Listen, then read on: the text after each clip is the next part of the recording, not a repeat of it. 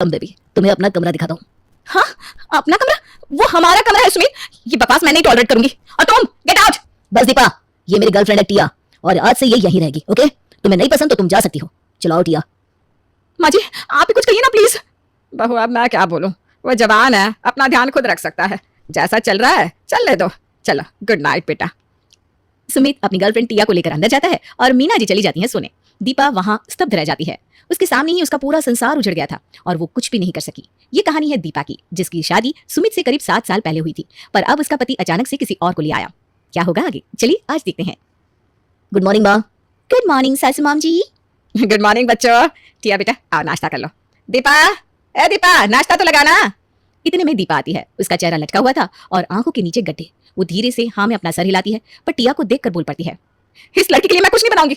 इस मेहमान को कहिए कि हमारे घर में इसके लिए कोई जगह नहीं है और वो जल्द से जल्द चली जाए यहाँ से। Deepa, how dare you. Tia यहीं रहेगी अब जिंदगी भर। सुमित, शायद तुम भूल रहे हो, एज पर लॉ मैं तुम्हारी वाइफ हूँ। मैं उन गवार लड़कियों की तरह नहीं हूँ जो आंसू बहा बहा कर इसे एक्सेप्ट कर ले। मैं आज की नारी हूँ और अपने हक अच्छी तरह से जानती हूँ। तुम्हें जो करना है करो, मैं अब टिया के साथ रहूंगा। तुम्हें डिवोर्स चाहिए, मिल जाएगा, जाओ अब। ये लॉ की धमकी ना मेरे साथ नहीं चलेगी। और हाँ, थोड़ी वकालत मुझे भी आती है। मैं भी देखता हूँ कौन मेरा क्या बिगाड़ता है। टिया बेबी कम, हम लोग चलते हैं तुम्हारा शादी का लहंगा देखने। इतना कहकर सुमित टिया को लेकर बाहर चला जाता है। दीपा को तो कुछ समझ में नहीं आ रहा था। उसने अपने घर पर फोन लगाया। हेलो मम्मी, मम्मी आप फौरन यहाँ आइए। यहाँ सब ना तहस नहस हो रहा है। मेरी गृहस्थी डूब रही है मेरी आंखों के सामने और किसी को कोई फर्क नहीं पड़ता। बेटा ये तो तेरे घर का मामला है, मैं क्या बोलूं। मम्मी, मम्मी आपका दामाद एक दूसरी लड़की लाया है और आप मुझे इतनी कैजुअली इतनी फालतू एडवाइस दे रही हो। देख बेटा, अब अगर तेरी सास को प्रॉब्लम है ना तो मैं क्या बोलूं, मैं तेरे घर के मामलों में नहीं पड़ सकती। रहने दो माँ, बाय। अगले कुछ दिन काफी स्ट्रेसफुल निकले। दीपा ने खाना पीना बंद कर दिया था। वो ये समझ ही नहीं पा रही थी कि क्या हुआ है। एक दिन, हाँ आप लोग सब कहाँ जा रहे हैं? क्यों, तुम्हें वैसे भी क्या फर्क पड़ता है, कोई हो या ना हो। मेरे कजिन की शादी में जा रहे हैं हम लोग। हैं? भाई की शादी? एक मिनट, मुझे याद आया, ऋषि की शादी में ना। वाओ, फाइनली कुछ तो याद है तुम्हें। तुम्हारी प्रॉब्लम क्या है, सीधे मुंह बात नहीं कर सकते क्या? तभी टिया बोल पड़ती है, एक्सक्यूज मी, तमीज से बात करो इनसे। ए लड़की, तू होती कौन है मेरे और मेरे पति के बीच में बोलने वाली? ज्यादा चबड़ चबड़ की ना तो तू उनके उल्टे हाथ था, समझी? सुनो ना, ये कैसे बात कर रही है मुझसे, सो डाउन मार्केट। हाँ बेबी, लगता है ये कॉर्पोरेट वालों के स्टैंडर्ड भी गिर गए अब। सुमित प्लीज एक बार मेरी तरफ देख तो लो कम से कम। और तुम ऋषि की शादी में जा रहे हो, मुझे बताया तक नहीं। अरे वो तुझे क्यों बताएगा, हम टिया बिटिया को लेकर जा रहे हैं ना, तो बस। और इसी के साथ टिया अब परिवार में हो रही शादी में शामिल होने चली जाती है। ये सब दीपा देखकर नाराज तो हो रही थी, पर वो फिर भी कुछ ज्यादा बोल नहीं पा रही थी। एमएनसी में काम करने वाली दीपा, जो कड़ी मेहनत और लगन से ऊपर पहुंची थी, आज अपने आप को मानो हारा हुआ महसूस कर रही थी। छोटी सी उम्र से ही काम करना शुरू कर दिया था। कहाँ बच्चों को ट्यूशन पढ़ाती थी जिससे मेरा महीने का खर्चा निकल जाए। फिर जॉब हासिल की और मेहनत की। लड़कों जितनी नहीं, लड़कों से ज्यादा मेहनत करके ऊपर आई हूँ मैं। फिर भी आज मुझे कोई साथी नहीं दिख रहा है जिसके साथ मैं अपने प्रॉब्लम्स शेयर कर सकूं। दीपा ये सब सोची रही थी कि तभी उसकी नजर टिया पर जाती है।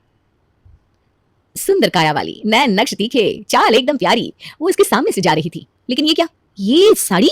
हाउ डेयर यू, तुम्हारी हिम्मत कैसे हुई मेरी साड़ी पहनने की? हाँ, तुम्हें तो बिल्कुल शर्म नहीं है। मेरा पति ले लिया, मेरी सास ले ली, मेरा दर्जा ले लिया, और अब मेरे पति की दी हुई पहली साड़ी पहन के मेरे ही सामने घूम रही हो। निकालो इसे, मैंने कहा निकालो अभी।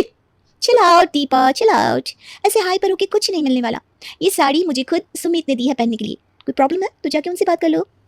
ऑल्सो कल यहाँ पर मेरी फ्रेंड्स आने वाली हैं, तो उनकी खातिरदारी में कोई कमी नहीं होनी चाहिए। व्हाट? हरगिज नहीं, तुम्हें सुमित लाया होगा, पर उसका मतलब ये नहीं कि तुम मेरे सर पर बैठकर नाचो, समझी?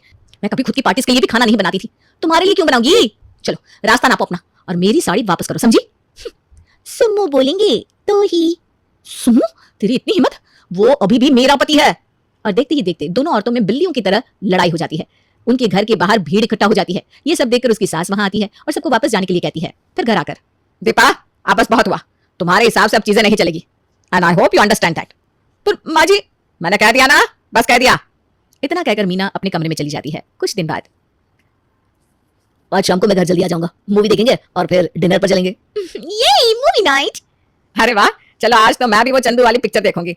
हाय, कार्तिक आर्यन उसमें कितना फिट लग रहा है। तेरे पापा भी ना बिल्कुल ऐसे ही थे जब मुझे मिले थे। हैं, इतने फिट? क्या बात कर रही हो माँ, फिर क्या हुआ उन्हें?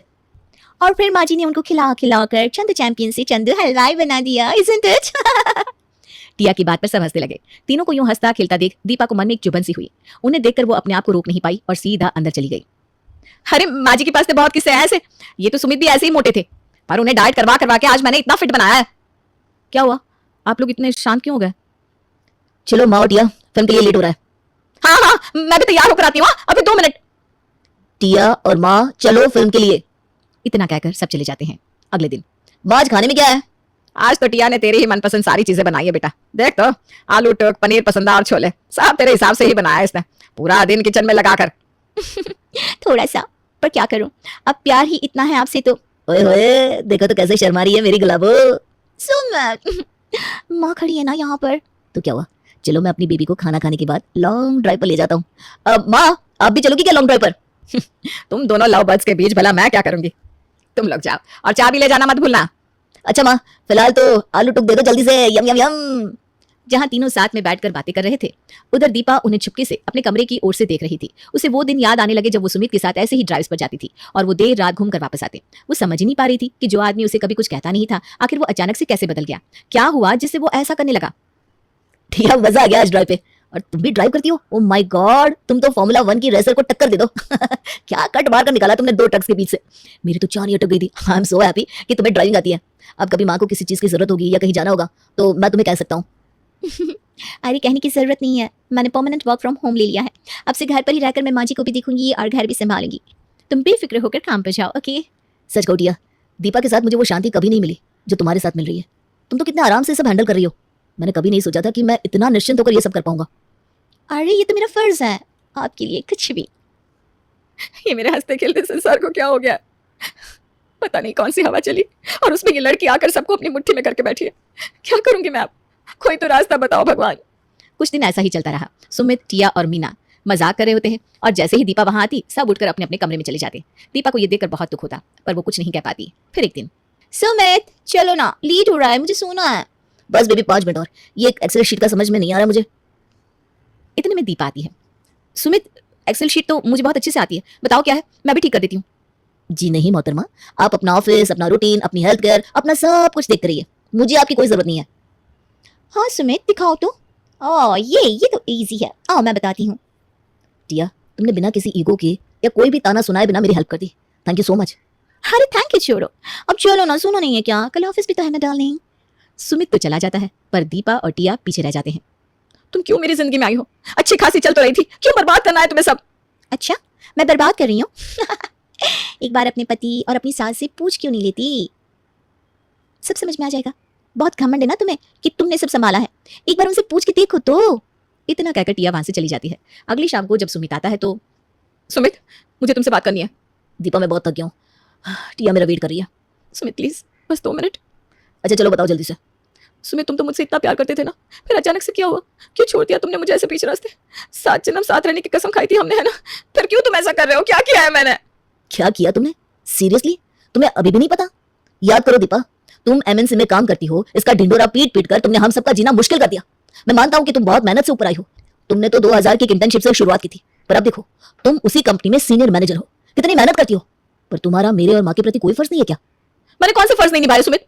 सब चीजों के बिल्स, राशन, माँ जी की दवाइयां सब टाइम से भरा जा रहा है, तो फिर क्या हुआ? बस बहू हो तो मतलब चांद छूकर भी आ जाओ तो वापस आकर तो रोटी ही बनानी पड़ेगी, है ना? ये कहते रहते हो ना तुम हमेशा।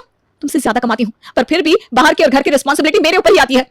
दीपा याद करो, क्या मैंने कभी तुम्हें कहा कि तुम खाना बनाओ? नहीं ना।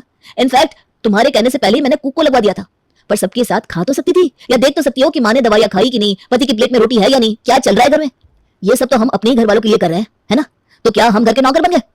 ठीक है, मान ली आपकी बात। देवता है आप जो आपने मेरे लिए कुक लगवाया था, मुझ पर खाना बनाने का प्रेशर नहीं डाला। पर 1 मिनट दीपा, बात ये नहीं होती। ऐसा नहीं है कि सिर्फ तुम सबका ध्यान रखो, हम सबको एक दूसरे का ख्याल रखना चाहिए। पर एक बात बताओ, गए 1 साल से तुमने कितनी बार हमारे साथ बैठकर खाना खाया? कितनी बार चेक किया कि घर में सब कुछ ठीक है कि नहीं, किसी चीज को ठीक कराना है कि नहीं, कोई राशन लाना है क्या? देखिए, मैंने शादी से पहले ही कहा था कि मैं घर की जिम्मेदारियां अलग तरीके से उठाती हूँ। घर के काम नहीं करती, पर घर के खर्चे उठा सकती हूँ। जिसके लिए थैंक यू। सच में तुमने सच में साथ दिया। पर क्या हमारा फर्ज सिर्फ पैसे देकर खत्म हो जाता है? अगर ऐसा है दीपा, तो तुम अभी रेजिग्नेशन दे दो। मैं एक और जॉब ढूंढ लूंगा और दिन के 24 घंटों में से 48 घंटे काम करूंगा, पर तुम्हें किसी चीज की कमी नहीं होने दूंगा। हाँ, शर्त यह है कि फिर तुम मुझसे कोई भी टाइम स्पेंड करने की उम्मीद मत करना। उम्मीद? वो भी तुमसे? तुमसे तो आप कोई उम्मीद रख ही नहीं सकती मैं। क्यों? क्या बात कर रही हो तुम दीपा? ज्यादा बनो मत। तुम्हें क्या लगता है एक दिन मेरे पास आकर बैठ जाने से मैं सब भूल जाऊंगी? हर किस नहीं। मैं चाहती तो ये घर उसी दिन छोड़ देती, पर ये मेरा घर है, वो लड़की जाएगी यहाँ से। दीपा ऐसा कुछ नहीं है। Shut up! तुम कहाँ से आई? हाँ, और हम दोनों की प्राइवेट बात चल रही है ना। मैं अपने पति से बात कर रही हूँ और इसमें तुम्हारा बोलना उचित नहीं है और ना ही जरूरी। So please leave. मैं तो बस क्या मैं तो बस? हाँ, मैं तो बस ऐसे ही फ्रेंड हूँ, है ना? मैं तो बस ऐसे ही घूम रही हूँ। मैं तो बस तुम्हारे पति को बहला फुसलाकर अपने चंगुल में रखना चाहती हूँ। मैं तो बस चाहती हूँ कि माँ जी मुझे एक्सेप्ट कर ले। मैं तो बस फायदा उठा रही हूँ कि दीपा की लाइफ इतनी बिजी है, चलो उसके पति के साथ गुलछड़े उड़ाए जाए। दीपा चुप हो जाओ, ऐसा कुछ नहीं है। मेरी बात सुनो। क्या सुनो? कुछ सुनाना बाकी रह गया क्या अभी? क्या तुम्हें याद है पिछले महीने मेरे स्कूल में रीयूनियन था? रीयूनियन? नहीं। ओफो, क्या तुम्हें याद है पिछले महीने मिस्टर शर्मा के साथ तुम्हारी क्लाइंट कॉल थी जूम पर? ओ हाँ, 21 तारीख को शाम 8 बजे 1 घंटा चला था वो कॉल। मिस्टर शर्मा तो, और दीपा पूरे 10 मिनट तक उस जूम कॉल के बारे में बोलती गई। Thank you Deepa, thank you. बस वैसे मैंने तुमसे उसके बारे में पूछा ही नहीं था, बट ओके। तो उसी दिन मेरे स्कूल का रीयूनियन था और उधर मुझे टिया मिली। अच्छा, तो वहां से मिली आपको ये डायन? दीपा मैनर्स। एनीवे, टिया एक मैरिज काउंसलर है और जैसे ही मुझे ये पता चला मैंने हमारे बारे में इसे बताया। टिया ने मुझे बहुत सजेशंस दिए पर मैंने इसे फोर्स किया ये नाटक करने के लिए। उसके प्रोफेशन में इसे गलत माना जाता है, पर तुम भी तो हो ऐसी, ऐसे कैसे मान जाती? क्या क्या ये सच है? यस दीपा, मैं डॉक्टर टिया राय बहादुर हूँ। सुमित मेरे स्कूल में मेरा बेस्ट फ्रेंड होता था और काफ़ी देर तक हम टच में भी थे। पर फिर मुझे अमेरिका जाने का मौका मिला आगे की पढ़ाई करने के लिए, तो मैंने सोचा कि कर ही लेते हैं। 5 साल बाद वापस आई तो व्हाट्सएप पर रीयूनियन का मैसेज आया मुझे और मैंने सोचा कि चलो शायद सुमित मिल जाए, क्योंकि सोशल मीडिया पे तो जनाब है ही नहीं, तो कांटेक्ट कैसे करती। और इत्तेफाक से मैं वहां पहुंच गया। मैंने टिया को सबसे पहले तुम्हारे बारे में बताया। यस, इसने बताया कि वो तुमसे कितना प्यार करता है। क्यों बच्ची? तुम भी ना टिया, और हाँ माँ भी तो इस प्लान में शामिल थी। मैं प्लान में थी? अरे मैं ही तो मास्टरमाइंड थी। मैंने ही सुमित को बोला था कि इस लड़की के साथ ऐसा नाटक करना तभी वो समझेगी, वरना भूल जा बच्चों। और बस भगवान की कृपा से हमें टिया बेटी मिल गई। अरसों के बाद उसे देखा तो मन खुश हो गया, इसलिए तो मुझे उसके साथ घुलने मिलने में बिल्कुल टाइम नहीं लगा। अरे हाँ माँ जी, आप तो वैसे वक्त लेती है किसी से बात करने में। शिट यार, मैंने कैसे ये बात नोटिस नहीं की? क्योंकि तुम्हारे लिए इस बात से बढ़कर एक बात थी। जिस पति को फॉर ग्रांटेड लिया, जब वो पति दूर हुआ तब उसकी वैल्यू समझ में आई। देखो दीपा, ये मेरा मैटर नहीं है, but as a marriage counsellor मैं ये कह सकती हूँ कि तुम चाहे दुनिया की कितनी भी ऊंचाइयों को छू लो, तुम दुनिया को जीत नहीं सकती। कोई और हमेशा तुमसे बेटर करेगा।